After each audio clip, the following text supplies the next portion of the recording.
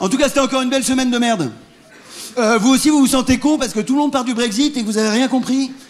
Putain, c'est énervant, hein.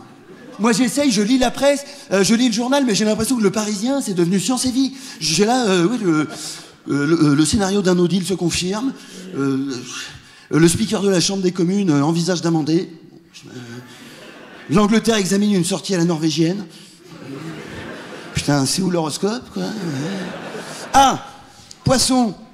Il est temps d'envisager une solution d'union nationale avec le camp travailliste. Mais putain, merde! Merde, moi, le seul truc que j'ai compris, c'est que les Anglais allaient partir, peut-être... Oh, non! Non, quel dommage! Comment on va faire sans les gros rouquins en kilt qui arrivent pour chanter God Save the Queen dans les stades, complètement bourrés à la Guinness, qui ont goût de racine, là, dégueulasse? Qu'est-ce que ça a changé, l'Europe, sans les Britanniques?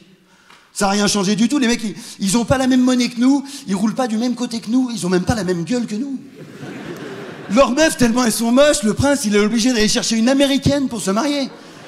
Au début, l'Angleterre, c'était même pas une île, c'était raccroché à la France, comme la Bretagne, mais au bout d'un moment, c'était tellement nul, les Français, ils ont creusé comme ça autour, ils ont poussé l'Angleterre au large. Salut les rouquins! Si vous avez soif, vous aurez qu'à écraser les racines et faire comme si c'était de la bière. Bah, les Didi, c'était pas un accident, les Didi, c'était... C'est elle a donné un coup de volant, comme ça, pour cracher sur le pylône, parce qu'elle a compris qu'elle rentrait en Angleterre. Non, mais putain, les mecs, ils ont une reine, quoi. Les derniers qui ont fait ça, c'était des abeilles. Et les Anglais, même pas, ils font du miel. Leur bouffe, elle est dégueulasse. Et vous savez pourquoi ils font pas du miel? Parce qu'ils ont pas de fleurs. Parce qu'il pleut tout le temps. Il pleut en permanence, c'est de la merde. À la Saint-Valentin, ils s'offrent des bouquets de boue, quoi. Alors bon, j'ai rien contre les Anglais. J'ai rien contre les Anglais, mais là, ça devient ridicule. On dirait les mecs bourrés en soirée que tu connais pas, qui viennent te dire au revoir 3 fois.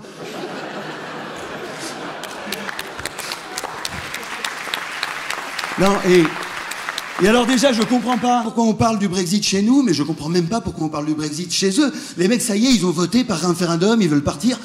C'est réglé. C'est réglé. Là, le gouvernement, il essaye de changer le vote. Mais si, quand les citoyens, ils ont pris une décision par référendum, l'État fait tout pour pas l'appliquer, ça s'appelle pas une démocratie. Hein, ça s'appelle la France en 2005. Et je suis sûr...